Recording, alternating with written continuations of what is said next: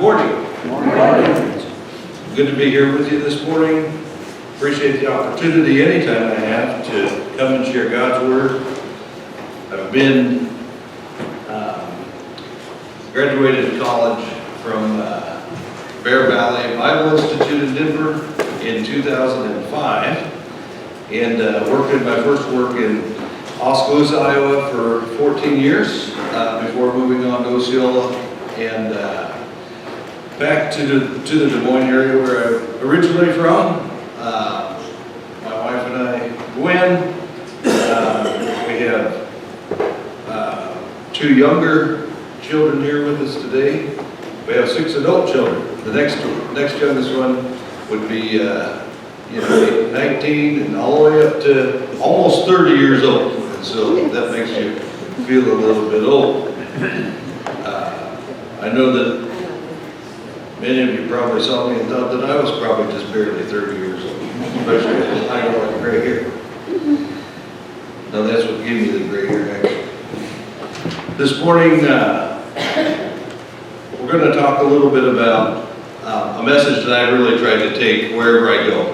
I've had a couple of opportunities to speak in different areas. This is a fairly new area of the state for me. I've lived my life primarily in Des Moines area and in the Oskaloosa area.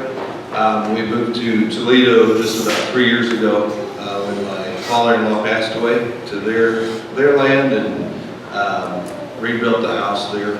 And so I've worked in Marshalltown, and we'll talk a little bit about my work because I think that it ties in very well with today's lesson, which will come from the book of Matthew in the 22nd chapter. This is at a time that Jesus is teaching, and I really enjoy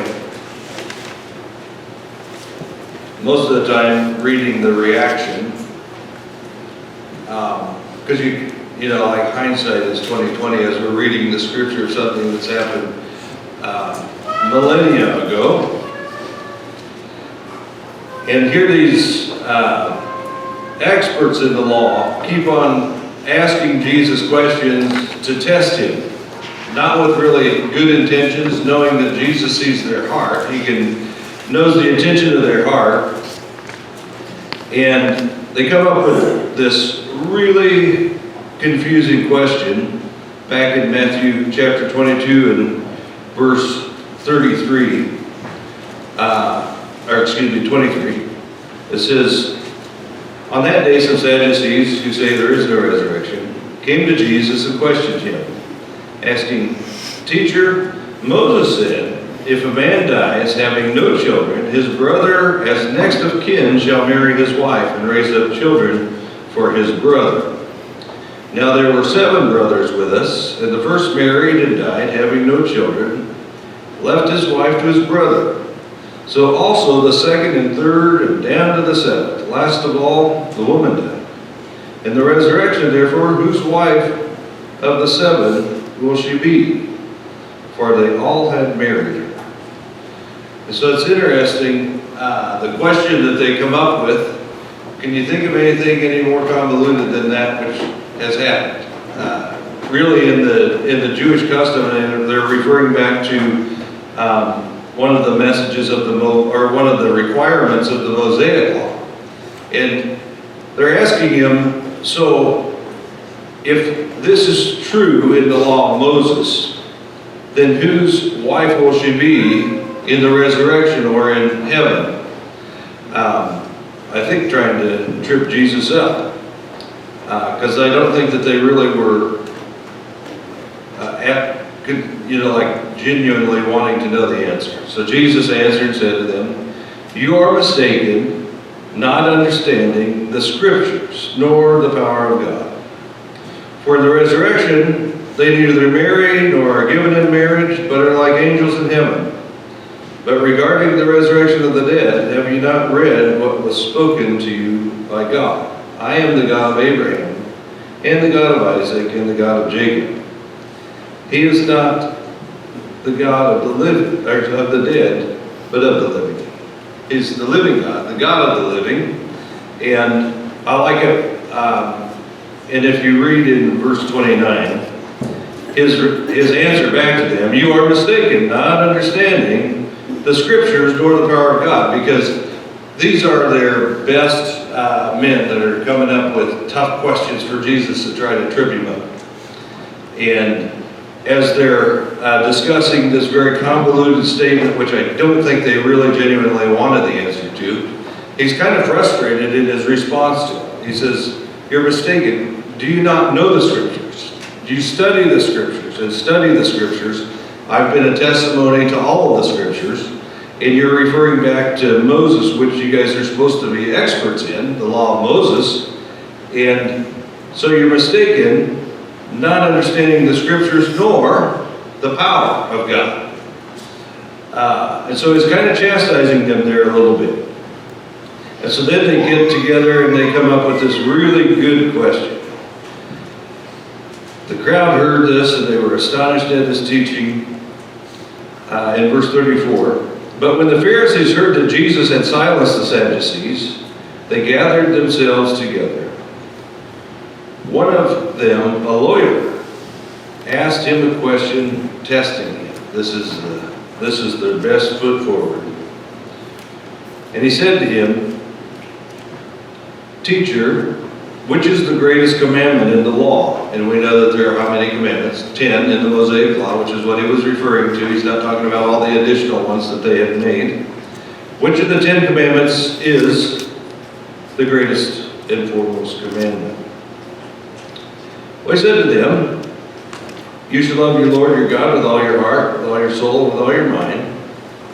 This is the great and foremost commandment. The second is like it. You shall love your neighbor as yourself. On these 2 commandments depend the whole law and the prophets." And so, as they are asking him and trying to trip him up, the first one is you understand that the Sadducees did not believe in the resurrection from the dead. So they're trying to trip him up there. Now, if there is this resurrection that you're talking about, which we deny, and Jesus knew that, if there is no resurrection and we die and we get to go to heaven, based on this other teaching that Moses was talking about, because Moses is the patriarch and the master of all things in the law, because the law come through Moses. If this man has this convoluted situation where he dies and all of his brothers die and they don't have any children, and she dies in the resurrection, whose wife is she going to be? And so he answers, it astonishes them, his answer astonishes them at his teaching. And so then they try to ask him an even tougher question when they say, "What's the greatest command?" If they can get him to elevate one command over the other, because what happens if you break one commandment, what happens?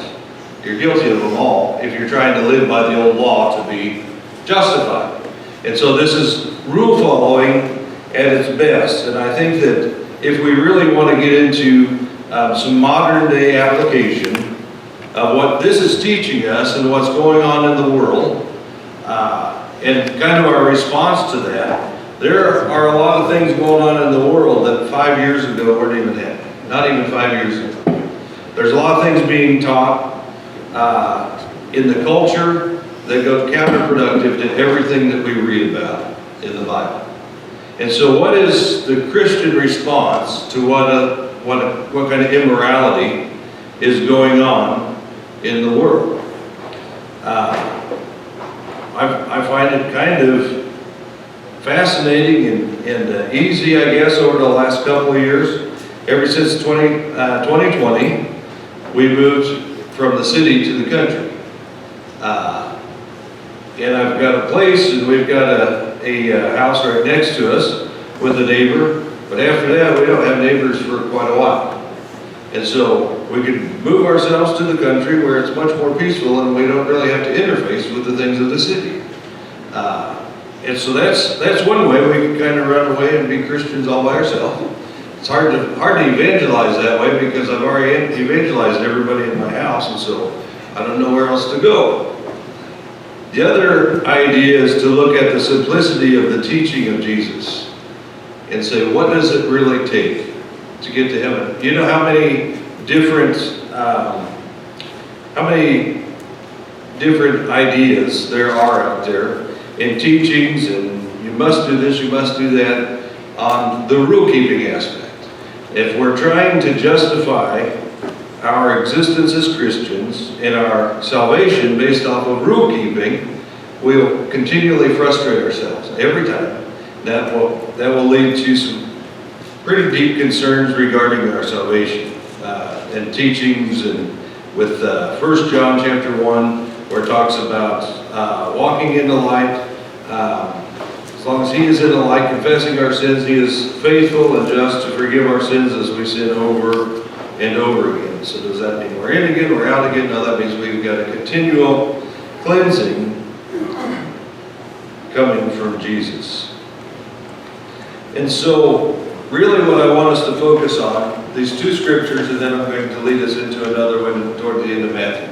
It says this, Jesus answers back to these people who are trying to get him to choose one commandment to elevate it above the other so that they can say he's a blasphemer, right? And so that they can discredit everything because he's attacking their very way of life. They are the social elites of the day. They are the religious authority of the day. And so he elevates two. And he justifies these two, because if you follow these two, everything else falls in line. It's kind of like a matter of perspective. With everything going on in the world, how do we live our lives as Christians today?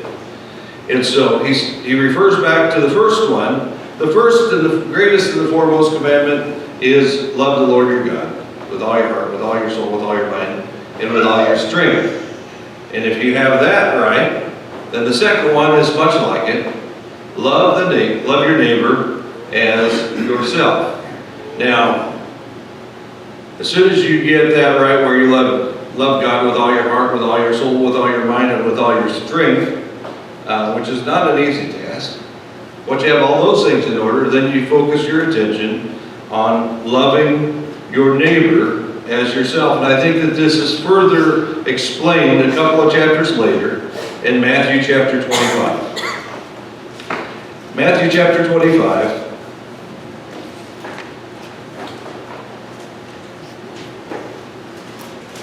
Gives us some application, and really there are only a couple of judgment scenes in the New Testament where Jesus talks about the end times, the end judgment, what happens when he comes back.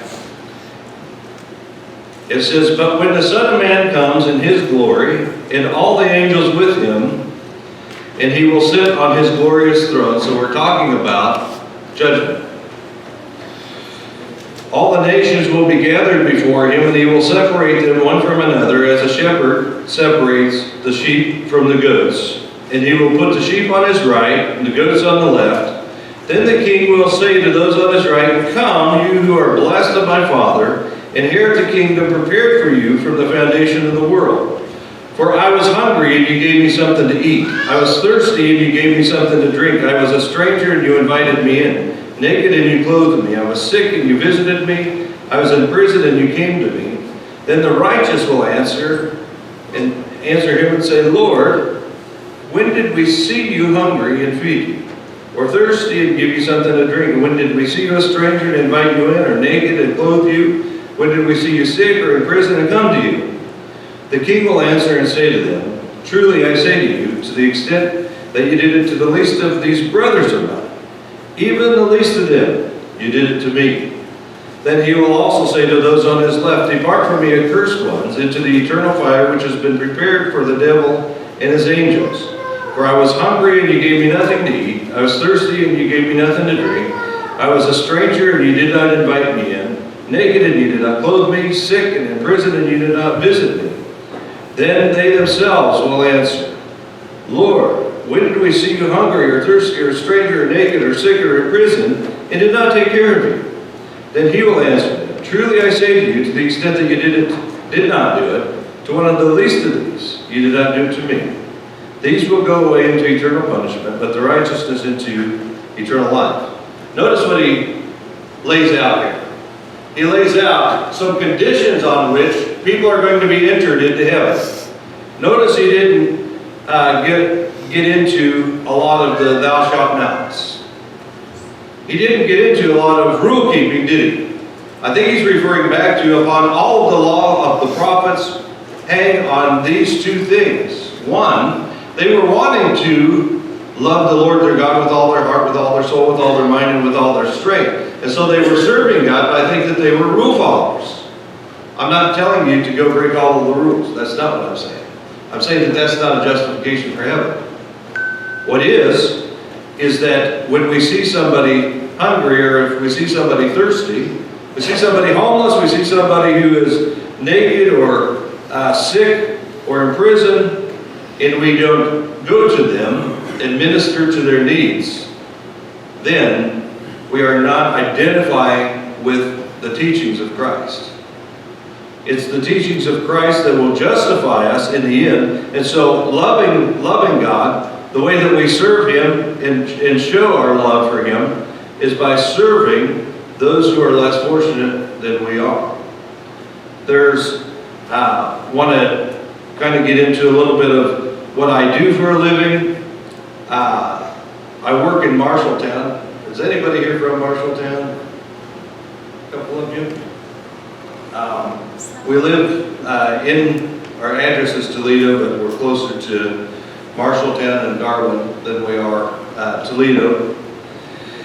And I took a job there. I work with the police department in Marshalltown, within the city limits of Marshalltown, and I respond to calls where people are either homeless, strung out on drugs, having a mental health crisis. There's a variety of different calls that I go on. A lot of times it's where there's a victim of domestic violence or sexual assault, those kind of things. And I go and I minister to the victims. Not under the banner of a religion or Christianity, as an outreach from the community, as an outreach from the police department. And so I want to share a couple of stories with you and kind of try to tie it back in with Matthew chapter 22, Matthew chapter 25. There was a gentleman, you might think to yourself, what was he thinking? And a lot of the people that were dealing with this gentleman, he went to jail. He got out and he went back to the house that he was arrested from. The reason why he was arrested was because he was trespassed. It means that the people that own the house told him to leave, and he didn't leave. He just stayed, and so they arrested him. He was arrested 13 times in 14 days. Same process. You go back to the house, they drop you off at McDonald's, you walk to the house, you break in, they go arrest him, take him back to jail. And so the chief of police sent me an email and he said, could you help this guy? I don't think that we're doing a very good job of addressing his needs. And so I said, well, I would be more than willing to meet with him and find out if there's anything that I could do to help him out, to break this cycle. And so I went and I picked him up at his house. They were on scene. Instead of arresting him, they turned him over to me. And I said, are you willing to work with me? And he said, yes. And it was cold out. He had no shoes, no socks. And so I said, first thing I think we need to do is get you some shoes and socks. And so he hopped into my pickup truck and we went back to my office, and my office is in the police station. He's been arrested several times. He's got some trauma involving uniforms, and so he said, I'll just stay on the truck. I don't want to go into the police department. I said, okay. So I went in my office, made some phone calls, and found him a pair of shoes and some socks. So I went back out to my truck to let him know the good news that we were going to be able to help him out, and he was gone. He had already walked back home barefoot and got arrested again. And so I called out to the jail. I got permission to go and interview him at the jail and talk to him. And when I interviewed him there, I found out that this is more than a criminal problem. This gentleman was suffering from some pretty severe mental health issues. And so asked him about some of his past. He couldn't remember a lot of it. The immediate past, he kept on recycling the same information. And so I said, well, they won't let you out today. He had to see a judge, and so I'll pick you up tomorrow morning. And they released him, and they, under the condition that he would work with me. And so I went and picked him up the next day, and we talked a little bit, found out that he has Social Security disability for a traumatic brain injury that he had in a car accident a couple of years before that.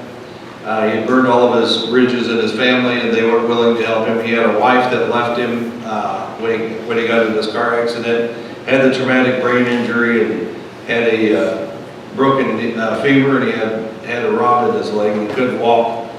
And so he was kind of on his own. She was kind of taking care of him for a while. She went back to her ex-husband, and there he was in the house that he bought, and they fixed it all up. But the house was under foreclosure because he didn't have the means by which to pay the rent. And so I asked him about Social Security disability, and we called and found out they had a Social Security disability account. And in that account, he had like $2,500 on this card. And so we ordered him a new card. He didn't have access to that. And we put him up in a hotel. I found the New Hope Christian Church in Marshalltown, where we attend. Paid for him a hotel room for a week until we got his card, and then he was able to pay for a hotel room.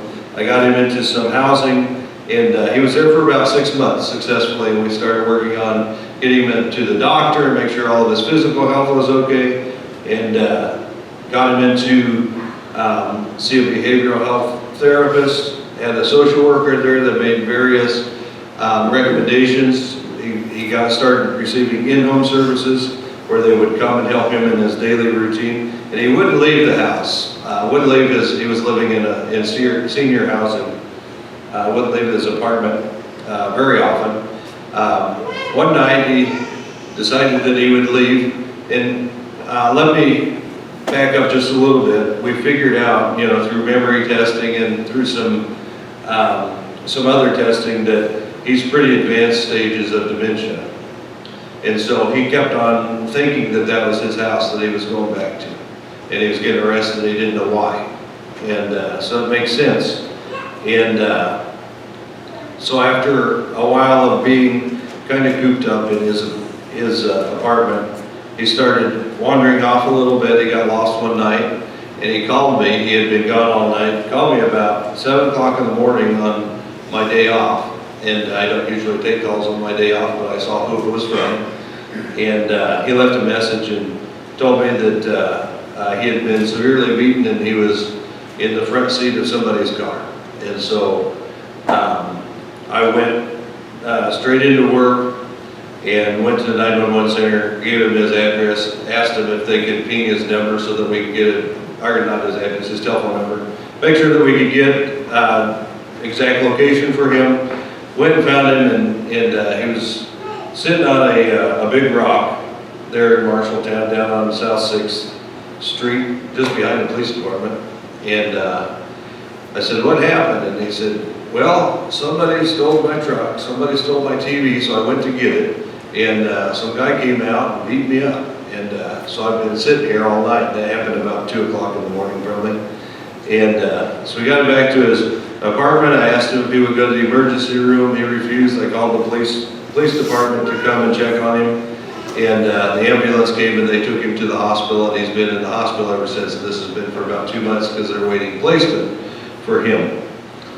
And so from the time that I met him, with no shoes and no socks on, being arrested every day pretty much. And if you went back even further into his record, I just went back 2 weeks, and he was arrested 13 times in 14 days. But that had been going on for months, that he would be arrested. And he's now going to, they've got a place for him in memory care unit where he's going to be transferred to. He needs a guardian first, and the state's working on getting him a guardian. But going from meeting him in the cold with no shoes and socks to at least having a place to stay, making sure I'd follow up with him every day at first, make sure he had food, make sure that he had enough to get through the week. And went from that every couple of days, and then got some other supports in line for him, natural supports. I went and talked to his brother to see if he would be the guardian, and his brother said, I think I have enough to take care of, with just taking care of myself. And these are bridges that he burned long ago, back in the 70s. And brothers are still out talking and willing to help. But I'm not saying these things to toot my horn as far as the interventions that I've had with him, because this is just one of many. I have probably 4 or 5 interventions per day with people that are in very similar circumstances. What I'm saying is there are opportunities in communities to be helping people out. And the reason why I work for the police department doing that is because we don't necessarily know how to do outreach within the church. Not that we don't have a willingness. I think that if people were made aware that there are these kind of circumstances in which they could help people, that they would do it. I certainly am one of them. I've always had a heart for the people that struggle day to day. I think that the modern day leprosy is substance abuse. I work with a lot of people that struggle with substance abuse, overdoses, and those kind of things on an ongoing basis, which lead to many other problems. But when you really trace it back, it is usually not dealing with trauma from past events that are triggering, and people just never get out over it, so they start self-medicating with whatever the drug is of their choice. And so, as I look to that, I think that is the modern day contingent for leprosy of Jesus' day. When Jesus says, these are the people that are going to enter into heaven. These are the opportunities that are going to be afforded to you because they're going to be everywhere. I used to, because we moved to Marshalltown and we did a lot of work on our house, we basically rebuilt the house that was already there when we moved to Tama, Toledo area. And I basically just thought that Marshalltown was Iowa Avenue, which goes to Menards, because I did a lot of home projects. And if you're from here and you're pretty handy, you understand the sentiment. I don't know where else around here has a Menards. A Home Depot might be even better, but we'll stick with Menards. But there's so much more to Marshalltown. I didn't realize how many opportunities in Marshalltown there were and how many people really struggle on an everyday basis. When I first started there were 2 people that started the program before I worked there. They were there a year before. One of them transferred out, one of them still there with me, getting ready to transfer into therapy. And the program that we only work with people that are really needing help. And the volume of calls that we get called out to and are able to follow up and connect people with resources in the community. There have been opportunities to connect people with churches and to try to get people within the church involved in the everyday tragedies and mishaps that are going on in their communities. In Marshalltown also wanted to share another story. It'll be shorter than that last one. We were on vacation last year down in Branson with all of our children. We have a total of 8. And during that time I was called because the 911 center didn't know I was on vacation for some reason. But there had been an accident on South 6th Street involving 4 teenagers, all of which died. And there were 2 brothers and 2 sisters. And when I got back, there was a lot of follow-up that needed to be done.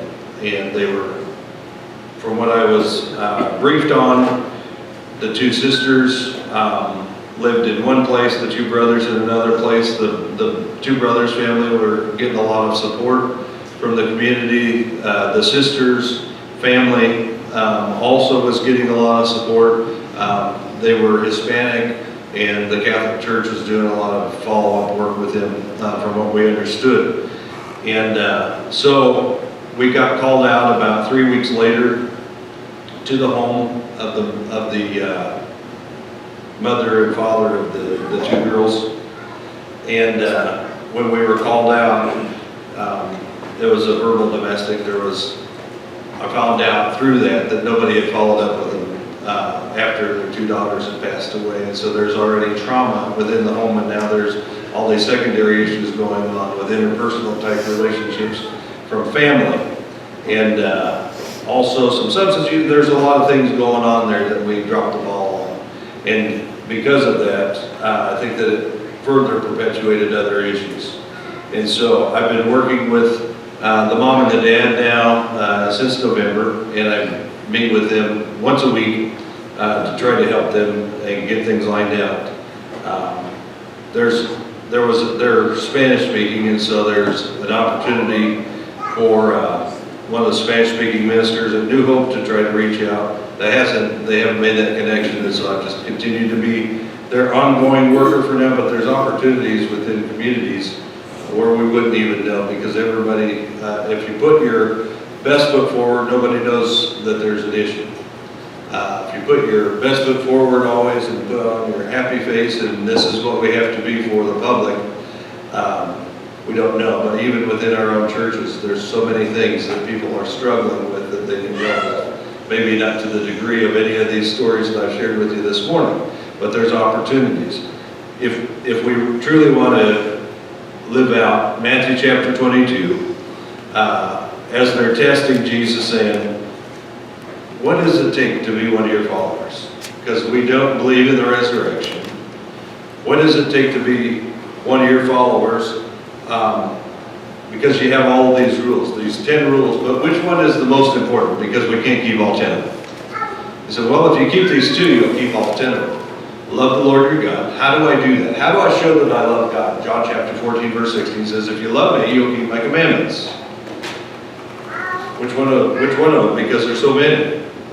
Well, love the Lord your God with all your heart, with all your soul, with all your mind, with all your strength. How do I do that? Well, this is what it's going to look like on the last day, Matthew chapter 25. When I come back, I'm going to separate the people. There's only 2 options, right?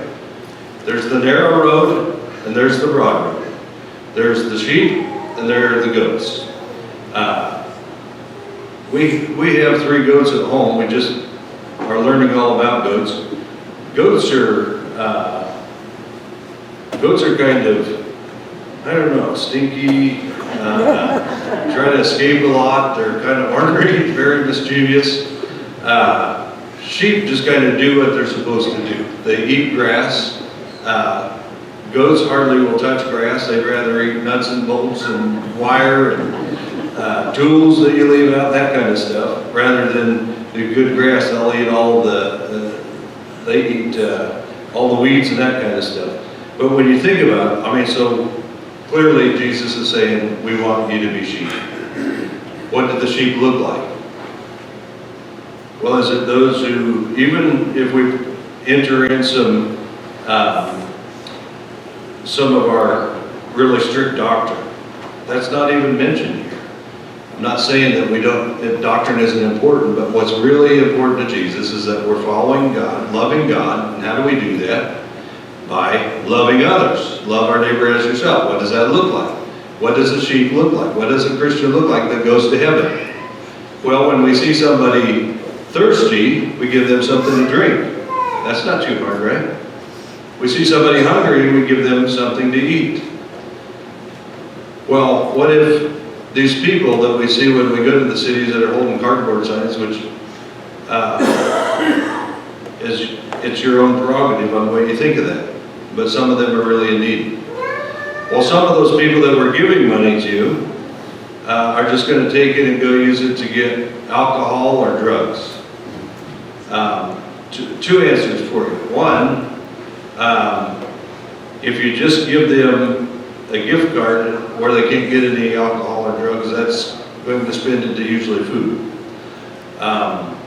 And so be prepared for these opportunities to serve. That's one thing he calls us to do, is to be prepared. The second thing, there was a gentleman, an elder in the church. I used to minister to a church in Montezuma.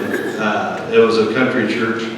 And there was a guy that came up after Hurricane Katrina from down around the Gulf Coast. And he came and he called me, and it was on Wednesday in the morning, and he said, I've been dislocated, I had exhausted all my money, I was in South Dakota, I'm trying to get back down home. I need at least $500 to get home.